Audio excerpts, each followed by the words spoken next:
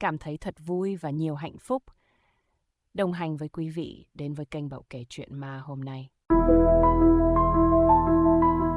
Chuyện ma hồn ma che mất, tác giả Tuấn Trần. Duy bước ra khỏi quán nhậu sau buổi tiệc tất niên cùng bạn bè. Gió đêm thổi nhẹ mang theo hơi lạnh khiến anh tỉnh táo hơn. Dù đã uống vài lon bia, anh vẫn cảm thấy đủ tỉnh để chạy xe về nhà. Lúc này, đồng hồ trên điện thoại hiển thị hơn 22:30. Đường phố về khuya vắng lặng, ánh đèn đường hắt ra những quầng sáng vàng vọt. Duy phóng xe chậm chậm, mắt lim dim theo thói quen mỗi khi có hơi men. Khi chạy đến đoạn đường gần cao tốc Long Thành Dầu Giây, anh bất giác thấy phía trước có hai chiếc xe máy đang rẽ vào đường cao tốc, nơi chỉ dành cho ô tô. Lấy làm lạ, Duy nhíu mày quan sát. Bình thường xe máy không được phép vào đó, nhưng nếu có người đi trước thì chắc không sao. Nghĩ vậy, anh đánh lái, theo sau hai chiếc xe kia. Chạy được một đoạn, Duy cảm thấy có gì đó không ổn. Hai chiếc xe chạy trước cứ lướt đi êm du, không hề có tiếng động cơ. Duy vặn ga tăng tốc, nhưng chỉ trong tích tắc, cả hai chiếc xe bỗng dưng biến mất ngay trước mắt. Lưng Duy bắt đầu ướt lạnh. Anh chớp mắt vài lần, tự trấn an rằng có thể họ đã rẽ sang lối khác mà mình không để ý.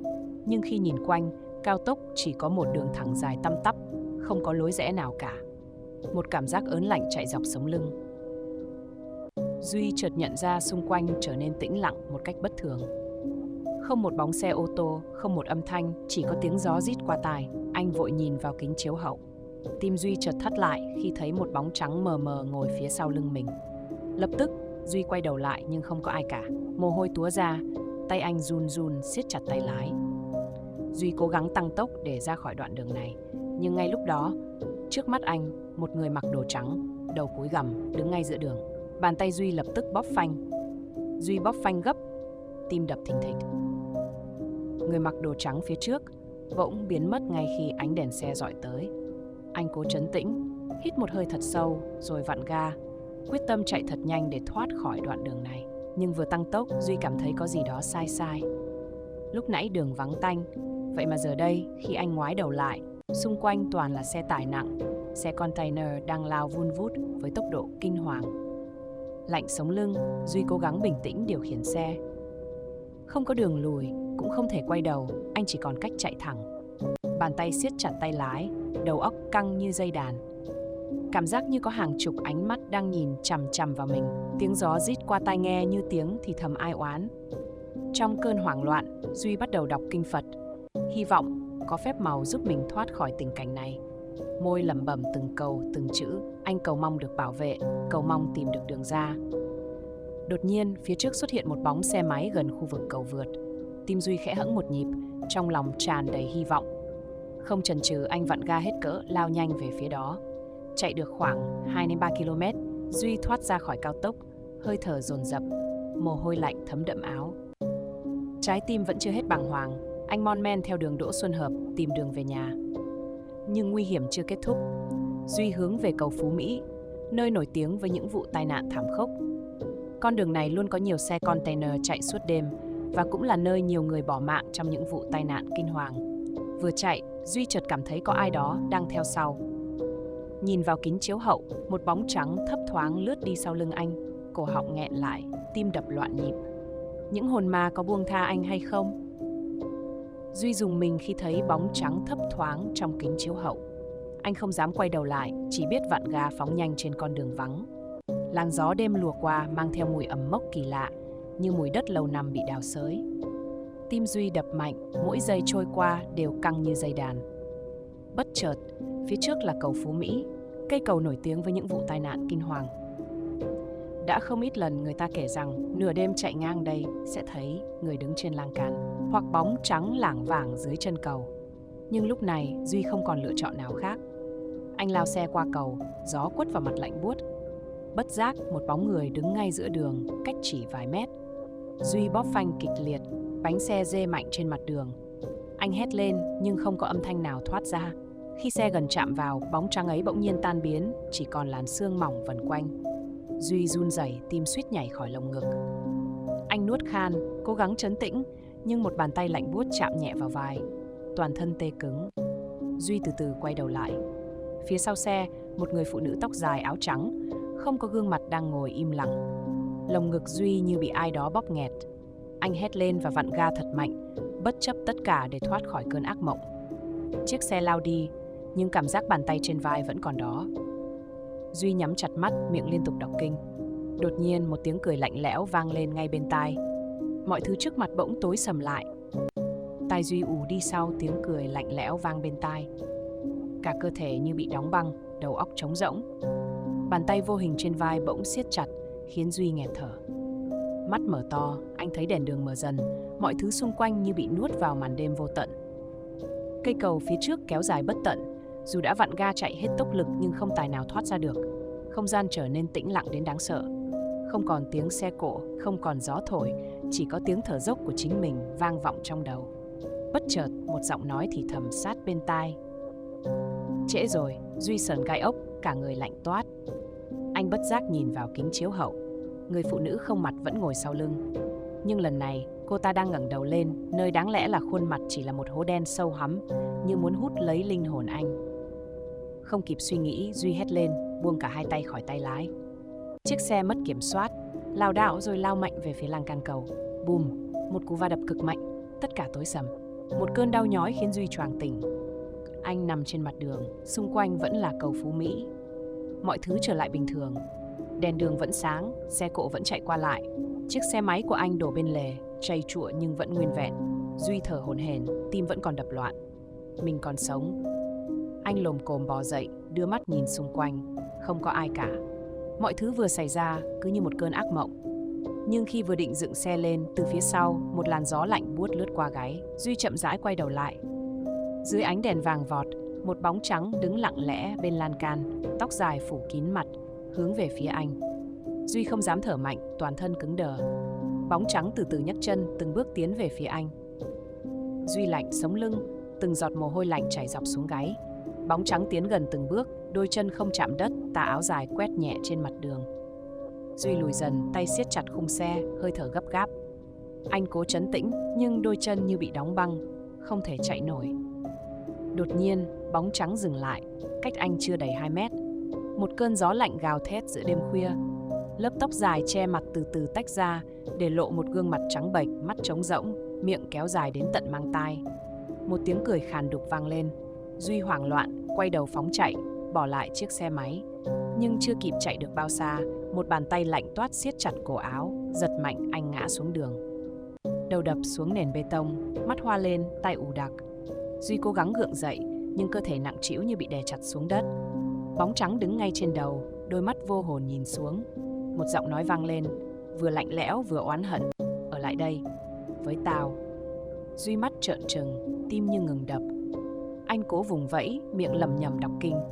Nhưng càng đọc, bóng trắng càng cười lớn, âm thanh chói tai vang vọng khắp cầu. Đột nhiên, một tiếng còi xe container vang lên. Chiếc xe khổng lồ lao tới, đèn pha sáng rực, chiếu thẳng vào bóng trắng. Trong tích tắc, bóng trắng hét lên một tiếng chói tai, rồi tan biến thành làn khói mờ, hòa vào màn đêm. Duy thở dốc, tim đập điên cuồng. Chiếc xe container rít phanh, tài xế thò đầu ra chửi rủa. Mày điên là nằm giữa đường làm gì hả? Duy không trả lời, chỉ run rẩy bò dậy. Mọi thứ trở lại bình thường.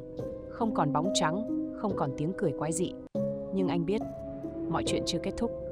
Xa xa, dưới chân cầu, bóng trắng vẫn đứng đó, lặng lẽ nhìn theo.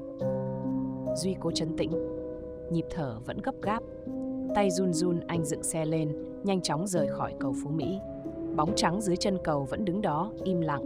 Nhưng Duy có cảm giác đôi mắt vô hình ấy vẫn dõi theo anh. Đường về nhà bỗng trở nên dài bất tận. Không khí lạnh lẽo quấn lấy từng tán cây ven đường. Ánh đèn đường vàng vọt chớp tắt bất thường. Duy tăng ga, chỉ muốn thoát khỏi nơi này càng nhanh càng tốt. Nhưng chạy được một đoạn, cơn ớn lạnh dọc sống lưng lại ập đến. Gương chiếu hậu, một cái bóng lướt ngang sau lưng. Anh giật bắn người, mắt căng ra nhìn vào kính. Trống không, không có ai cả. Nhưng khi quay lại nhìn đường, một người phụ nữ bỗng dưng xuất hiện ngay trước đầu xe. Duy hét lên, theo phản xạ đánh lái gấp, cả người văng ra khỏi xe, trượt dài trên mặt đường. Tay chân đau rát, đầu gối chảy máu, nhưng Duy không còn quan tâm đến cơn đau. Anh quay đầu lại. Người phụ nữ đó vẫn đứng đó, ngay giữa đường, nhìn chằm chằm về phía anh. Không có khuôn mặt, chỉ là một bóng trắng mờ ảo, không mắt, không mũi, không miệng. Không gian lặng ngắt, đến cả tiếng côn trùng cũng biến mất. Duy cố lùi lại, nhưng một bàn tay lạnh buốt bỗng bám lấy vai anh từ phía sau. Tim như ngừng đập, từng hơi thở lạnh ngắt phả vào gáy. Một giọng nói thì thầm, đừng về nhà. Duy bật dậy hét to, vùng ra khỏi bàn tay vô hình, lao đến chiếc xe máy. Không dám quay đầu lại, anh vặn ga hết cỡ, phóng đi như điên. Gió rít bên tai, mọi thứ mờ đi trong ánh đèn đường chập chờn. Nhưng câu nói ấy vẫn văng vẳng trong đầu. Đừng về nhà. Duy lao đi trong đêm, không dám ngoái đầu nhìn lại. Gió tạt mạnh vào mặt, nhưng câu nói quái dị vẫn vang vọng trong đầu. Đừng về nhà. Lý trí bảo anh bỏ ngoài tai, nhưng cảm giác bất an cứ lớn dần. Duy siết chặt tay lái, định hướng về quán cà phê của thằng Tuấn, đứa bạn thân. Chắc chắn nó còn thức, có người bên cạnh sẽ giúp anh bình tĩnh hơn. Nhưng khi chạy đến ngã tư gần nhà, mọi thứ bỗng trở nên kỳ lạ. Đèn tín hiệu chớp tắt liên tục, đường phố vốn dĩ đông xe nhưng giờ vắng lặng đến kỳ quái. Duy chậm lại, tim đập mạnh. Không gian như bị bóp nghẹt, không có một tiếng động nào. Anh nhìn quanh và sững người. Góc đường đối diện, ngay dưới cột đèn đường, có một bọt bóng trắng đang đứng im lặng. Vẫn là nó. Cái bóng không rõ mặt, tà áo dài khẽ lay động dù xung quanh không có gió. Duy cứng người, không dám nhúc nhích. Chạy tiếp hay quay đầu lại? Một chiếc xe tải chạy vụt qua, đèn pha quét ngang đường. Chỉ trong tích tắc, bóng trắng biến mất. Duy nuốt khan, mồ hôi chảy ướt lưng áo.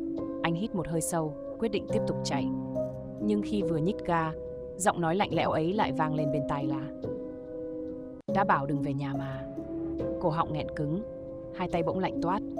Tim anh trùng xuống, cảm giác như có điều gì đó kinh khủng đang chờ đợi mình ở nhà.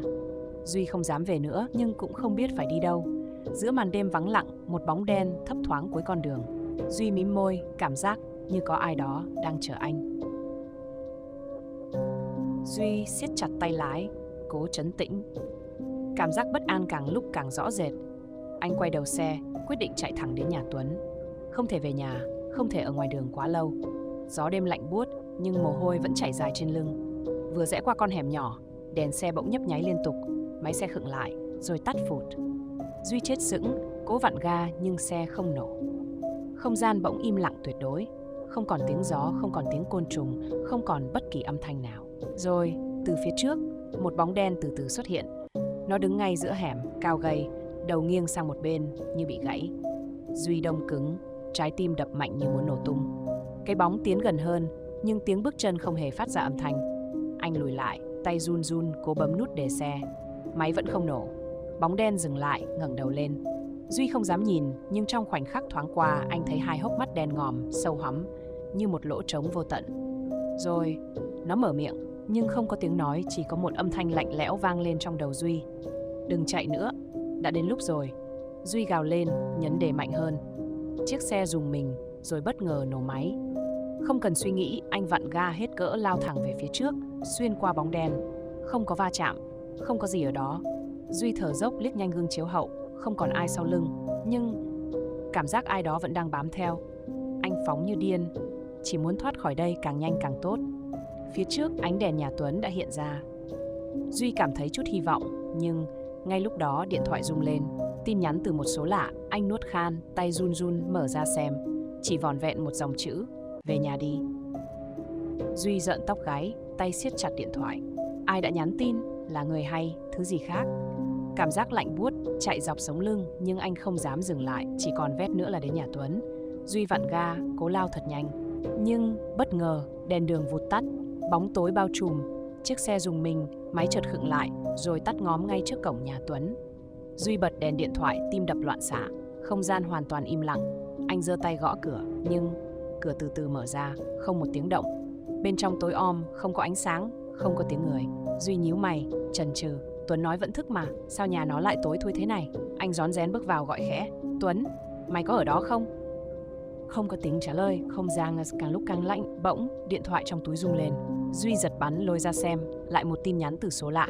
Chỉ có 2 chữ: quay lại. Duy đứng sững, tim như ngừng đập. Nhưng chưa kịp phản ứng, cánh cửa sau lưng bất ngờ đóng sầm lại. Bóp! Một bàn tay lạnh toát từ trong bóng tối tóm chặt lấy cổ tay Duy. Anh hét lên, giật lùi lại nhưng không thể thoát ra. Cảm giác như bị đông cứng, không thể cử động. Rồi từ góc phòng tối tăm, một giọng nói thều thào vang lên đầy ám ảnh: đã bảo đừng về nhà, mà sao còn đến đây? Cổ tay Duy lạnh toát như bị bọc trong một lớp băng giá. Anh cố giật mạnh ra nhưng bàn tay kia vẫn bám chặt, những ngón tay xương sầu siết lại cứng như gọng kìm. Tim Duy đập thình thịch, hơi thở dồn dập. Giọng nói thều thào lại vang lên từ bóng tối. Đã bảo, đừng quay lại. Duy nuốt khan, cố gắng trấn tĩnh. Anh đưa mắt nhìn quanh, nhưng chỉ thấy một khoảng tối đen sâu hun hút. Không có Tuấn, không có bất kỳ ai. Duy hít một hơi dài, gồng hết sức giật mạnh tay ra. Cơn lạnh lập tức biến mất như thể chưa từng có gì xảy ra. Anh lùi lại, lưng tựa cánh cửa, điện thoại bỗng rung lên. Một tin nhắn khác từ số lạ. Ra khỏi đó ngay. Duy không cần suy nghĩ. Anh quay phát lại, xoay nắm cửa. Nhưng cửa không mở được. Duy dùng hết sức kéo mạnh, cánh cửa vẫn trơ. Không ổ khóa, không then cài, nhưng có thứ gì đó giữ chặt từ bên ngoài. Anh đập cửa thình thịch, hét lên. Tuấn, nếu mày có trong nhà thì mở cửa ngay. Không có tiếng trả lời, chỉ có bóng tối. Rồi từ phía sau tiếng bước chân vang lên. Duy cứng đờ, toàn thân như bị đông cứng. Tiếng bước chân tiến lại gần, chậm rãi nhưng vang vọng khắp không gian. Anh không dám quay lại. Nhưng rồi, một hơi thở lạnh buốt phả ngay sau gáy. Một giọng nói khàn đục thì thầm. Đi rồi mà, sao còn quay lại? Hơi thở lạnh buốt phả ngay sau gáy, khiến Duy rợn cả sống lưng. Anh nhắm chặt mắt, cố kìm nén cơn hoảng loạn. Nhưng tiếng bước chân vẫn vang lên, ngày càng gần. Duy nắm chặt tay, gồng mình, rồi bất ngờ quay ngoắt lại. Bóng tối trống rỗng, không có ai. Nhưng trên bức tường đối diện, ngay trong ánh sáng mờ mờ từ điện thoại, có một cái bóng. Cái bóng đó không phải của Duy. Nó cao hơn, méo mó, vặn vẹo một cách bất thường. Cái đầu khẽ nghiêng như đang quan sát Duy. Rồi từ từ cái bóng bước ra khỏi bức tường. Duy hít mạnh, lùi về phía cửa, tim đập loạn xạ. Cái bóng không có mặt, chỉ là một hình thù đen kịt. Nhưng nó đang di chuyển, nó đang tiến về phía Duy. Anh vội vã đập cửa, gào lên. Tuấn, Tuấn, mở cửa ra ngay. Không có tiếng trả lời, chỉ có tiếng lạch cạch khe khẽ sau lưng. Duy nổi da gà nhưng không dám quay lại. Cảm giác như có hàng chục ngón tay đang trườn dần lên vai anh. Điện thoại trong túi lại rung. Một tin nhắn từ số lạ. Đừng quay lại. Duy nghẹn thở, bàn tay lạnh ngắt chạm vào gáy anh. Anh mím chặt môi, lấy hết sức đập mạnh vào cửa. Bất ngờ, cánh cửa bung ra, Duy ngã nhào ra ngoài. Ngay lúc đó, đèn đường bừng sáng. Duy hoảng hốt nhìn lại phía sau, căn nhà trống rỗng. Không có Tuấn, không có ai cả. Nhưng trên nền gạch cũ kỹ, ngay chỗ anh vừa đứng, có dấu chân ướt sũng in rõ. Dấu chân ướt sũng in rõ trên nền gạch cũ, kéo dài vào khoảng tối sâu hun hút trong căn nhà hoang. Duy đứng chết chân, lồng ngực nặng trĩu. Tim đập nhanh đến mức tai anh ù đi. Không gian xung quanh đột ngột lặng như tờ. Không có tiếng gió, không có tiếng côn trùng. Mọi thứ như bị hút sạch âm thanh. Duy nuốt khan, tay run run cầm điện thoại. Màn hình vẫn sáng, hiển thị tin nhắn cuối cùng. Đừng quay lại. Anh cảm giác có ai đó đang nhìn mình. Một ánh mắt lạnh lẽo, vô hình nhưng gai người. Duy hít một hơi sâu, ép bản thân phải bước đi. Anh phải ra khỏi đây. Càng nhanh, càng tốt. Nhưng vừa xoay người, một cơn gió lạnh thổi qua. Duy rùng mình, da gà nổi khắp cơ thể. Gió từ đâu ra? Căn nhà hoang này không hề có cửa sổ. Anh dừng lại, quay đầu nhìn lần cuối. Căn nhà vẫn tối om, nhưng dấu chân nước đã biến mất, không còn vết tích nào. Duy đứng hình, tim chợt đập loạn xạ. Không đúng, rõ ràng lúc nãy chúng vẫn còn đó. Đột nhiên, một giọng cười khẽ vang lên, rất gần. Ngay phía sau lưng, Duy hít mạnh, xoay phát người lại. Bóng tối đặc quánh, không có ai cả. Nhưng cánh cửa căn nhà hoang bỗng dưng khẽ khép lại. Không có gió, không có người, nhưng cánh cửa vẫn tự đóng lại từ từ, cho đến khi nó khép chặt. Lúc này, điện thoại Duy lại rung lên. Một tin nhắn mới hiện ra, chỉ vỏn vẹn 3 chữ. Mày sai rồi. Duy cảm thấy sống lưng lạnh buốt, tim đập mạnh đến mức lồng ngực như muốn nổ tung. Mày sai rồi. Sai cái gì? Tay run run, anh cố nhắn lại. Nhưng chẳng hiểu vì sao màn hình bỗng tối đen. Điện thoại tắt ngóm dù pin vẫn còn hơn 50%. Không gian xung quanh vẫn vắng lặng đến rợn người. Chỉ còn tiếng gió thổi qua những lùm cây khô kéo kẹt như có ai thì thầm. Anh cố bước đi nhanh hơn, nhưng cảm giác như chân nặng trĩu. Mỗi bước chân kéo theo một nỗi sợ hãi vô hình. Đường Đỗ Xuân Hợp vắng hoe, ánh đèn đường mờ nhạt hắt xuống mặt đường loang lổ. Những chiếc xe container từ xa thỉnh thoảng gầm rú lao qua làm Duy giật bắn người. Anh quyết định rẽ vào một con hẻm nhỏ để tránh xa khu vực nguy hiểm, lòng thầm nghĩ có lẽ mình nên tìm một quán nước nào đó ngồi nghỉ. Nhưng kỳ lạ thay, hẻm này không có lấy một ánh đèn. Bước chân Duy chậm lại, cảm giác có gì đó không ổn. Anh nhìn quanh, Con đường này đáng lẽ không quá xa lạ, nhưng sao bây giờ nhìn đâu cũng thấy một màu tối tăm. Những bức tường loang lổ, những cánh cửa gỗ cũ kỹ khép hờ, như có ai đó đang lặng lẽ dõi theo. Đi được một đoạn, anh chợt nhận ra có thứ gì đó rất quen thuộc. Tấm bảng hiệu cũ sờn của một tiệm sửa xe ven đường, cái ghế nhựa gãy chân bị vứt lăn lóc bên vỉa hè. Không lẽ...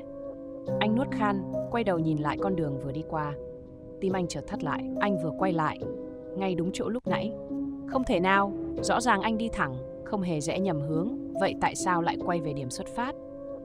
Duy bắt đầu hoảng loạn, vội vàng chạy tiếp, nhưng càng chạy, con hẻm càng tối hơn. Những bóng đèn leo lét ven đường lần lượt vụt tắt, như có ai cố tình dẫn dắt anh vào bóng đêm vô tận. Mồ hôi túa ra lạnh ngắt, chân Duy như bị dính chặt vào mặt đường, hơi thở gấp gáp. Đúng lúc đó, một tiếng cười khe khẽ vang lên ngay bên tai. Lần này Duy không còn dám ngoảnh lại nữa. Duy siết chặt nắm tay, cố giữ bình tĩnh, dù tim đập thình thịch trong lồng ngực. Tiếng cười vừa rồi rõ ràng vang lên ngay sát tai, lạnh lẽo đến mức sống lưng anh tê dần. Không dám dừng lại, anh cắm đầu chạy tiếp, mặc kệ con hẻm trước mặt tối om không thấy lối ra. Bước chân mỗi lúc một nặng, hơi thở gấp gáp, cổ họng khô rát như thể bị bóp nghẹt. Xung quanh không còn âm thanh nào khác ngoài tiếng bước chân mình vọng lại, nhưng Duy chắc chắn, rất chắc chắn, có ai đó đang theo sau anh. Một cảm giác âm ỉ len lỏi vào từng thớ thịt, như thể chỉ cần anh chậm một nhịp, thứ gì đó sẽ nhào đến kéo anh vào bóng tối. Điện thoại trong túi vẫn không lên nguồn, đồng hồ đeo tay cũng đã ngừng chạy từ lúc nào. Cảm giác như thời gian nơi đây bị đóng băng, không có đêm cũng chẳng có ngày. Chỉ còn mỗi anh chới với trong cái vòng lặp kỳ quái này. Bất chợt, phía xa có ánh đèn le lói, một bóng người đứng ngay ngã rẽ, dáng vẻ mờ ảo trong ánh sáng nhập nhòe. Duy khựng lại, mắt dán chặt vào cái bóng kia. Là người thật hay là thứ gì khác? Một phần trong anh muốn chạy thẳng đến đó, nhưng bản năng lại gào thét, bảo anh hãy quay đầu bỏ chạy. Trước khi kịp quyết định, cái bóng kia bỗng tiến về phía anh, từng bước chậm rãi, kéo lê theo âm thanh nặng nề trên mặt đất. Duy lùi lại theo phản xạ, bàn tay vô thức mò vào túi tìm chuỗi hạt bồ đề anh hay mang theo. Nhưng vừa chạm vào hạt đầu tiên, một cơn gió lạnh buốt quét ngang qua gáy, mang theo tiếng thì thầm khe khẽ, lẫn trong hơi thở âm u. Tao nhìn thấy mày rồi. Duy đông cứng, toàn thân như rơi vào hầm băng. Mắt anh dán chặt vào cái bóng phía trước, nhưng rõ ràng giọng nói đó đến từ phía sau. Duy cứng đờ, hơi thở tắc nghẹn, sống lưng lạnh toát. Giọng nói đó quá gần, như thể chỉ cần anh lùi lại một bước, thứ gì đó sẽ ngay lập tức bám lấy. Cái bóng trước mặt vẫn đang tiến đến, nhưng Duy không còn dám nhìn nó nữa. Tay anh siết chặt chuỗi hạt bồ đề trong túi, hy vọng có thể bấu víu vào chút bình an mong manh. Một ý nghĩ lóe lên trong đầu, không thể đứng yên ở đây. Nếu chần chừ, anh có thể sẽ không bao giờ thoát ra được. Nhưng chạy đi đâu? Duy nhắm chặt mắt, đếm thầm 1, 2, 3 rồi bật người lao thẳng về phía trước, né tránh cái bóng đang tiến lại. Anh không biết nó là gì, cũng không dám quay đầu lại. Từng bước chân nặng nề như bị kéo xuống, nhưng anh vẫn gắng sức chạy. Lồng ngực bỏng rát, hơi thở dồn dập, nhưng trong đầu chỉ có một suy nghĩ, phải ra khỏi đây. Phía cuối con hẻm, ánh đèn đường vàng vọt hiện ra. Nhưng kỳ lạ thay, nó như cách anh một khoảng không vô hình, dù có chạy mãi, vẫn không chạm tới được. Cảm giác tuyệt vọng bắt đầu trào lên. Một cơn gió lạnh buốt quét ngang, Duy nghe rõ tiếng cười khẽ sát bên tai, tiếng cười méo mó như vang lên từ 2-3 hướng khác nhau. Đầu anh đau nhói, hình ảnh trước mắt nhòe đi. Bàn tay đang siết chặt chuỗi hạt bỗng cứng đờ. Hơi thở lạnh lẽo lướt qua gáy. Mày tưởng chạy là thoát sao? Duy bật dậy, tim đập điên cuồng. Anh đang ngồi trên xe máy, ngay đầu đường Đỗ Xuân Hợp, đèn đường vẫn sáng, xe cộ chạy bình thường. Điện thoại trong túi rung lên liên tục vì tin nhắn. Mọi thứ như một giấc mơ, nhưng bàn tay anh vẫn còn siết chặt chuỗi hạt lạnh buốt. Nhìn vào gương chiếu hậu, anh sững người. Đằng sau anh có một vệt nước đọng lại trên yên xe, như thể ai đó vừa mới ngồi đó mà rời đi. Duy ngồi yên trên xe, tim vẫn đập thình thịch, mắt không rời khỏi vệt nước kỳ lạ trên yên. Hơi lạnh từ đó dường như vẫn còn phảng phất, dù xung quanh chẳng có cơn gió nào. Anh rùng mình, nuốt khan, cố thuyết phục bản thân rằng có thể chỉ là sương đêm đọng lại. Nhưng làm sao giải thích được cảm giác sợ hãi vẫn quấn chặt lấy tâm trí anh. Điện thoại vẫn rung vì tin nhắn chưa đọc, nhưng lúc này Duy không đủ bình tĩnh để cầm lên xem. Anh đưa tay lau nhanh vệt nước, Nhưng càng lao, nó càng loang rộng ra, thấm vào tay anh một cảm giác lạnh buốt đến kỳ lạ. Không thể ở đây lâu hơn nữa.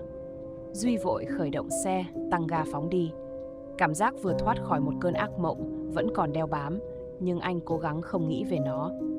Đường phố về đêm thưa thớt, chỉ còn vài chiếc xe tải nặng chạy lầm lũi trong màn sương mờ. Duy không muốn chạy về nhà ngay. Cảm giác bất an trong lòng khiến anh muốn tìm một quán cà phê mở khuya hoặc một nơi nào đó có người để trấn tĩnh lại. Anh quyết định chạy về hướng cầu Phú Mỹ, nơi có vài quán cà phê đèn sáng bên đường. Nhưng càng chạy, cảm giác kỳ lạ lại càng rõ rệt.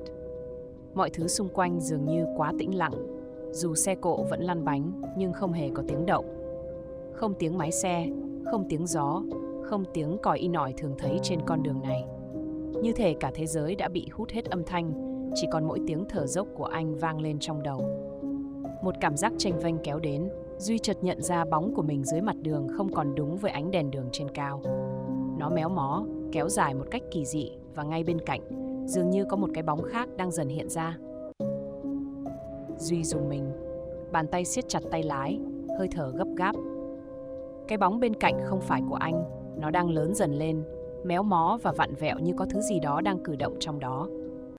Cổ họng anh khô khốc, mồ hôi rịn ra dù gió đêm lạnh buốt. Anh không dám ngoái lại, chỉ biết tăng ga chạy thật nhanh. Nhưng dù có đi bao xa, cái bóng đó vẫn cứ bám theo không rời. Đột nhiên, gương chiếu hậu rung nhẹ, rồi hình ảnh phản chiếu trong đó khiến tim anh muốn ngừng đập. Phía sau lưng anh, trên yên xe, có một bóng người mờ ảo đang ngồi đó. Không rõ mặt mũi, chỉ có một hình dáng lờ mờ với mái tóc dài rũ xuống, đầu hơi nghiêng như đang quan sát anh. Duy hoảng loạn, tay run lên, suýt buông cả tay lái. Cố kìm nén nỗi sợ, anh lẩm nhẩm đọc vài câu kinh Phật, mong rằng nó sẽ biến mất. Nhưng càng đọc, bóng người đó dường như càng rõ ràng hơn. Mái tóc bắt đầu lay động theo gió, và một giọng nói khe khẽ vang lên ngay bên tai anh. Mày nghĩ có thể thoát sao? Duy rợn tóc gáy, tim đập điên cuồng. Anh hét lên, vặn ga hết cỡ, xe lao đi vun vút trong màn đêm. Gió táp vào mặt khiến mắt cay xè, nhưng anh không dám dừng lại. Cây cầu Phú Mỹ đã ở trước mặt, ánh đèn đường chập chờn như thể đang nhấp nháy theo từng nhịp tim của anh. Cảm giác lạnh lẽo vẫn bám giết, nhưng Duy chỉ biết lao về phía trước, hy vọng có thể thoát khỏi thứ đang đeo bám mình. Nhưng ngay khi vừa lên dốc cầu, xe bỗng khựng lại như có một lực vô hình giữ chặt bánh xe. Duy cố vặn ga nhưng xe không nhúc nhích, tiếng động cơ gào lên trong vô vọng. Anh nhìn xuống, đôi chân run rẩy. Dưới mặt đường, hai bàn tay đen ngòm, gầy guộc đang thò lên, bấu chặt lấy bánh xe của anh. Duy gồng mình siết chặt tay lái, chân đạp mạnh xuống đất để giữ thăng bằng, tim đập liên hồi. Những ngón tay đen ngòm đó siết chặt hơn, kéo lê chiếc xe về phía sau từng chút một. Cảm giác như có một sức mạnh vô hình đang muốn kéo anh xuống vực sâu tăm tối nào đó mà anh không thể chống lại. Duy hoảng loạn, đầu óc trống rỗng, chỉ biết lẩm bẩm trong miệng, mong rằng ai đó sẽ xuất hiện giúp anh thoát khỏi tình cảnh này. Một cơn gió mạnh thốc qua, mang theo mùi tanh nồng nặc, lạnh buốt đến tận xương. Duy cảm nhận rõ ràng có thứ gì đó đứng ngay sau lưng mình. Một hơi thở lạnh lẽo phả nhẹ vào gáy, khiến anh rùng mình, cơ thể cứng đờ như bị đông cứng. Duy không dám quay đầu, nhưng trong gương chiếu hậu, anh thấy một bóng đen cao gầy, mái tóc dài bết dính phủ kín gương mặt. Nó cúi sát xuống, như đang thì thầm điều gì đó bên tai anh. Bỗng nhiên, một tiếng còi xe container vang lên in ỏi, phá tan bầu không khí quỷ dị. Đôi tay đen ngòm dưới mặt đường đột ngột buông ra, chiếc xe của Duy khẽ rung lên như vừa thoát khỏi một cái bẫy vô hình. Không bỏ lỡ cơ hội, anh vội vàng vặn ga, lao đi thật nhanh về phía trước. Phía sau lưng, tiếng rít chói tai vang lên, như thể có ai đó đang tức giận vì để con mồi chạy thoát. Duy lao xuống dốc cầu Phú Mỹ, hơi thở dồn dập, tim đập như trống trận. Con đường trước mặt vẫn còn dài, nhưng ít nhất anh vẫn còn cơ hội để trốn thoát. Thế nhưng, vừa qua khỏi cầu, một bóng đen khác lại xuất hiện ngay trước đầu xe, đứng sừng sững giữa đường. Duy hoảng hốt bóp phanh gấp, bánh xe trượt dài trên mặt đường, còn anh thì cảm giác như cơ thể sắp bị hút thẳng vào màn đêm u tối trước mặt. Duy giật mình bóp phanh hết cỡ, bánh xe rê mạnh trên mặt đường tạo thành âm thanh chói tai. Người anh suýt bị hất văng về phía trước. Khi vừa kịp định thần, bóng đen trước mặt đã biến mất, chỉ còn lại mặt đường trống trải và tiếng gió rít qua hai bên tai. Cơn hoảng loạn chưa kịp lắng xuống thì một cảm giác lành lạnh chạy dọc sống lưng. Duy nhìn vào gương chiếu hậu, tim như muốn vỡ ra khi thấy bóng người lù lù phía sau bám theo anh sát nút, mái tóc dài bay tán loạn theo từng cơn gió. Cổ họng khô khốc, anh vặn ga lao thẳng về phía trước. Mặc kệ con đường dẫn tới đâu, tốc độ càng nhanh, cảm giác sợ hãi càng đeo bám. Bóng đen trong gương vẫn không rời anh dù chỉ một giây. Đến một khúc cua gắt, Duy bất chợt nghe thấy tiếng cười khanh khách vang lên ngay bên tai, rồi toàn thân như bị một luồng khí lạnh siết chặt. Anh không thể điều khiển tay lái, cơ thể như bị một lực vô hình ghìm lại, chiếc xe loạng choạng mất kiểm soát. Duy hoảng loạn, cố gắng giữ thăng bằng, nhưng càng vùng vẫy, chiếc xe càng lắc lư dữ dội. Đúng lúc tưởng như không còn cách nào thoát ra, một ánh đèn pha từ xa dọi thẳng vào mắt anh. Cơn đau nhói khiến Duy chớp mắt liên tục. Nhưng ngay khi mở mắt ra, mọi thứ bỗng trở lại bình thường, không còn bóng đen nào đuổi theo nữa. Hơi thở dồn dập, Duy vội vàng chạy xe vào lề, tim vẫn đập thình thịch trong lồng ngực. Anh nhìn xung quanh, con đường vắng lặng, chỉ có tiếng gió rít qua các tán cây bên đường. Những gì vừa xảy ra là thật hay chỉ là ảo giác? Duy không dám chắc, nhưng có một điều anh biết rõ. Đây chưa phải là kết thúc. Trong gương chiếu hậu, một vệt mờ nhạt vẫn còn lởn vởn phía xa, như thể đang chờ đợi thời cơ để xuất hiện trở lại. Duy hít một hơi thật sâu, tay vẫn run rẩy khi vặn ga. Không thể dừng lại ở đây, anh cần phải đi tiếp. Cảm giác bất an vẫn bao trùm, nhưng anh tự nhủ, có lẽ mọi thứ chỉ là do bản thân quá sợ hãi mà sinh ra ảo giác. Tuy nhiên, vừa chạy được một đoạn, anh lại thấy rợn người khi phát hiện con đường phía trước hoàn toàn xa lạ. Lẽ ra theo hướng này, anh phải về gần cầu Phú Mỹ, nhưng cảnh vật xung quanh lại tối mịt, chỉ có những cột đèn đường thưa thớt nhấp nháy lúc sáng lúc tắt. Hai bên đường vắng tanh, không có lấy một bóng người hay xe cộ nào khác. Tim đập thình thịch, anh kiểm tra bản đồ trên điện thoại, nhưng tín hiệu yếu đến mức không thể định vị chính xác. Duy chợt có cảm giác như ai đó đang nhìn mình từ phía sau. Anh liếc nhanh vào gương chiếu hậu. Lần này không có hình bóng nào rõ ràng, nhưng anh chắc chắn có thứ gì đó đang theo dõi. Một cơn gió lạnh quét ngang khiến gáy anh tê buốt. Bất giác, một tiếng động vang lên ngay bên tai, như tiếng thì thầm của ai đó sát dạt. Anh quay ngoắt lại, nhưng chẳng thấy ai. Đột nhiên, xe anh chệch hướng, như có ai vừa nắm chặt tay lái mà bẻ ngoặt sang bên. Anh loạng choạng suýt té, tim đập mạnh như muốn nhảy khỏi lồng ngực. Lấy lại được thăng bằng, Duy vội tăng tốc chạy tiếp. Nhưng điều kỳ lạ là con đường như kéo dài vô tận, dù đi mãi vẫn không thấy dấu hiệu quen thuộc nào. Bất giác anh nghe thấy tiếng máy xe phía sau, âm thanh ngày càng rõ, như có một đoàn xe đang đuổi theo. Nhìn lại, anh chết sững khi thấy hàng loạt bóng xe máy không rõ người lái. Đèn pha sáng trưng nhưng không soi được ai trên yên xe. Chúng cứ thế áp sát anh, mỗi lúc một gần hơn. Cảm giác như cả không gian đang vặn vẹo, méo mó theo từng nhịp thở gấp gáp của anh. Một chiếc xe bất ngờ vượt lên trước, chắn ngang đường, khiến Duy chỉ kịp hét lên một tiếng trước khi cả người lao thẳng vào khoảng không đen ngòm. Cảm giác va chạm không đến như Duy nghĩ. Anh không bị hất văng, cũng không nghe thấy tiếng xe đổ hay bất kỳ âm thanh nào của tai nạn. Thay vào đó, mọi thứ bỗng chốc trở nên im lặng đến đáng sợ. Cơ thể anh nhẹ bẫng như thể bị hút vào một khoảng không vô hình, cả không gian xung quanh như chìm vào màn sương dày đặc. Duy cố gắng mở mắt, nhưng cảnh vật trước mặt chỉ là một màu xám nhạt nhòa, mơ hồ như một thế giới hoàn toàn khác. Anh không còn ngồi trên xe nữa, cũng không cảm thấy đất dưới chân, mà chỉ lơ lửng trong một khoảng không vô định. Duy cố hít thở thật sâu để giữ bình tĩnh, nhưng ngay khi vừa định cử động, anh nghe thấy những âm thanh rì rầm vang lên khắp bốn phía. Ban đầu, nó chỉ là những tiếng thì thầm mơ hồ, nhưng càng lúc càng trở nên rõ ràng hơn, như có hàng chục, thậm chí hàng trăm giọng nói đang réo gọi tên anh. Duy rùng mình, cố gắng xác định hướng phát ra âm thanh, nhưng dường như chúng vang lên từ mọi nơi, vây quanh lấy anh, không cho anh lối thoát. Bất giác, sương mù xung quanh bắt đầu loãng dần, và trước mắt Duy xuất hiện những bóng người. Họ không rõ mặt, chỉ là những cái bóng đen mờ ảo, nhưng lại mang dáng vẻ của những người từng trải qua tai nạn thảm khốc. Một số bóng người bị mất đi phần đầu, một số khác có thân hình méo mó, vặn vẹo kỳ dị như bị nghiền nát dưới bánh xe. Họ cứ thế đứng lặng im, bao vây Duy, không tiến lên nhưng cũng không rời đi. Duy nuốt khan, cố gắng lùi lại. nhưng phát hiện ra chân mình không thể nhấc lên được. Như có một lực vô hình đang giữ chặt anh tại chỗ. Cảm giác hoảng loạn dâng trào khi một trong những bóng đen bắt đầu di chuyển, tiến về phía anh. Càng lúc nó càng đến gần hơn, cho đến khi Duy có thể cảm nhận được hơi lạnh thấu xương tỏa ra từ nó. Một giọng nói trầm đục vang lên trong đầu anh, không rõ là của ai, nhưng nó khiến toàn thân anh run rẩy. Ngươi không được đi đâu cả. Duy há hốc miệng, muốn hét lên nhưng cổ họng nghẹn cứng. Hơi thở gấp gáp, anh cố gắng vùng vẫy nhưng không thể cử động. Những bóng đen khác cũng bắt đầu tiến đến, ngày càng gần hơn.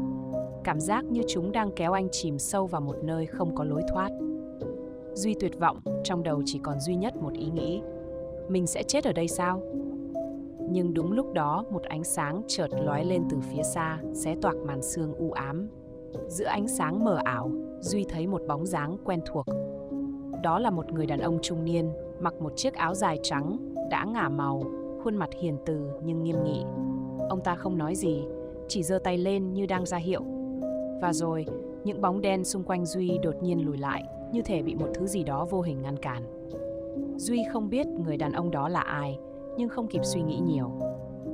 Ngay khoảnh khắc ánh sáng bao trùm lấy anh, cơ thể anh bỗng rơi xuống, như thể vừa bị kéo trở lại thực tại. Một cơn choáng váng ập đến, và rồi anh cảm nhận được mặt đường dưới lưng mình. Mở mắt ra, Duy thấy mình nằm sõng soài ngay giữa một con đường vắng. Xe của anh đổ cách đó không xa, động cơ vẫn còn nóng. Tim đập loạn xạ, anh hốt hoảng nhìn quanh.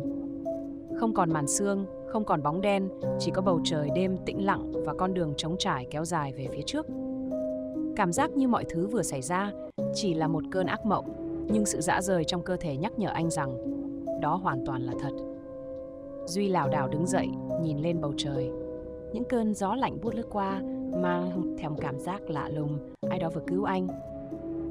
Duy đứng giữa con đường vắng, hơi thở vẫn chưa kịp ổn định. Làn gió lạnh lùa qua khiến sống lưng anh tê buốt, không rõ vì trời khuya hay vì dư âm của những gì vừa xảy ra. Cảm giác ớn lạnh vẫn còn vương vất trên da, tựa như những bóng đen kia vẫn đang theo dõi anh từ đâu đó trong màn đêm. Nhìn quanh một lượt, anh thấy xe của mình đổ cách đó không xa. Có vẻ như anh vừa bị quăng ra khỏi nó mà không rõ lý do. Một cơn đau âm ỉ chạy dọc cánh tay, nhưng so với những gì anh vừa trải qua, nó chẳng là gì cả. Anh nhìn về hướng mình vừa thoát khỏi, con đường tối đen hun hút. Những ký ức chồng chéo lên nhau khiến đầu óc anh rối bời. Người đàn ông mặc áo dài trắng là ai? Tại sao ông ta lại xuất hiện đúng lúc đó? Và quan trọng hơn, tại sao những bóng đen kia lại muốn kéo anh đi? Duy rùng mình, cảm giác bất an vẫn chưa hề tan biến.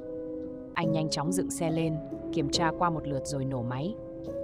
Tiếng động cơ vang lên giữa đêm khuya nghe chát chúa đến lạ. Anh không muốn ở lại đây lâu hơn nữa. Càng nhanh rời khỏi nơi này, anh càng thấy an toàn hơn. Lăn bánh chậm rãi, Duy cố gắng giữ bình tĩnh, nhưng tâm trí vẫn không ngừng bị ám ảnh bởi những hình ảnh vừa rồi. Con đường trước mặt dài hun hút, thỉnh thoảng có vài ánh đèn đường mờ hắt xuống, tạo thành những vệt sáng vàng vọt trên mặt đường. Không khí yên ắng đến mức anh có thể nghe rõ tiếng gió rít qua hai bên tai. Chạy được một đoạn, Duy chợt nhận ra có gì đó không ổn. Ban đầu anh không để ý, nhưng khi nhìn kỹ lại, anh phát hiện ra rằng con đường này quá vắng. Đây vốn là một đoạn đường khá dài, lẽ ra thỉnh thoảng phải có vài chiếc xe tải hay container chạy ngang qua. Nhưng từ lúc anh lên xe đến giờ, ngoài bản thân, không có lấy một chiếc xe nào khác. Một dự cảm chẳng lành tràn ngập trong đầu. Anh tăng tốc, mong nhanh chóng thoát khỏi đoạn đường này. Nhưng chỉ vài phút sau, anh thấy phía trước xuất hiện một cái bóng lờ mờ. Tim anh thắt lại. Ban đầu, nó chỉ là một đốm nhỏ trong màn đêm. Nhưng càng tiến lại gần, hình dáng nó càng trở nên rõ ràng hơn. Đó là một người phụ nữ. Cô ta đứng giữa đường, không nhúc nhích, mái tóc dài buông rũ che gần hết khuôn mặt. Trái tim Duy đập dồn dập trong lồng ngực. Anh thắng gấp, xe khựng lại, chỉ cách người phụ nữ đó chừng vài mét. Cô ta vẫn đứng yên, không phản ứng, không di chuyển. Một cơn gió mạnh thổi qua làm mái tóc cô ta bay nhẹ, để lộ một phần khuôn mặt tái nhợt. Đôi mắt trống rỗng của cô nhìn chằm chằm vào anh, vô hồn và lạnh lẽo. Duy không dám nhúc nhích. Cảm giác sợ hãi từ từ siết chặt lấy cổ họng anh. Cô ta không nói gì, cũng không có biểu hiện gì khác thường ngoài việc cứ đứng đó như thể đang chờ đợi anh làm gì đó. Hơi thở của Duy trở nên gấp gáp. Anh không biết phải làm gì tiếp theo. Nếu quay đầu xe bỏ chạy, Lỡ cô ta đột nhiên xuất hiện trước mặt anh thì sao? Nếu phóng xe qua, liệu có xảy ra chuyện gì không? Trong một khoảnh khắc ngắn ngủi, Duy nhớ lại lời của một người bạn từng nói về những câu chuyện ma trên đường đêm. Nếu gặp một người lạ đứng giữa đường mà không có bất kỳ phản ứng gì, tuyệt đối đừng dừng xe lại lâu, hoặc quay đầu hoặc chạy qua, nhưng đừng bao giờ nhìn họ quá lâu. Duy nuốt khan, siết chặt tay lái. Anh quyết định tăng ga, dù tim vẫn còn đập thình thịch. Bánh xe bắt đầu lăn chậm, anh cố gắng không nhìn vào người phụ nữ kia nữa, mắt hướng thẳng về phía trước. Nhưng ngay khi anh chuẩn bị vượt qua, một giọng nói khe khẽ vang lên. Anh ơi! Duy chết điếng. Giọng nói ấy vang lên rất nhẹ, gần như chỉ là một làn gió lướt qua tai, nhưng lại khiến toàn thân anh nổi da gà. Bản năng mách bảo anh không được quay lại, nhưng sự tò mò chết tiệt lại khiến anh vô thức nghiêng đầu một chút. Người phụ nữ đã quay mặt hẳn về phía anh, và lần này Duy có thể nhìn rõ khuôn mặt cô ta. Không có mắt, không có mũi, chỉ có một cái miệng kéo dài đến mang tai, nở một nụ cười quỷ dị. Một tiếng hét nghẹn lại trong cổ họng, Duy vội vàng vặn ga hết cỡ. Chiếc xe lao đi như điên, gió rít qua bên tai nhưng anh không còn quan tâm nữa, anh không dám nhìn lại, không dám suy nghĩ. Anh chỉ muốn chạy thật xa khỏi nơi này. Phía sau, trong gương chiếu hậu, cái bóng kia vẫn đứng yên, nhưng nụ cười vẫn còn đó, như thể đang chờ anh quay lại lần nữa. Duy lao đi với tốc độ tối đa, hai tay bám chặt vào tay lái đến mức đốt ngón tay trắng bệch. Trái tim đập loạn trong lồng ngực, hơi thở gấp gáp không ngừng. Con đường trước mặt vẫn trải dài hun hút, bóng đêm nuốt chửng tất cả, chỉ còn lại ánh đèn xe rọi thẳng về phía trước. Nhưng dù đã chạy xa, cảm giác bị theo dõi vẫn chưa biến mất. Anh không dám nhìn vào gương chiếu hậu nữa. Dù không quay đầu lại, anh vẫn có cảm giác cái bóng kia vẫn còn đó. Nụ cười quỷ dị vẫn hiện hữu trong tiềm thức, ám ảnh anh như một lời nguyền. Càng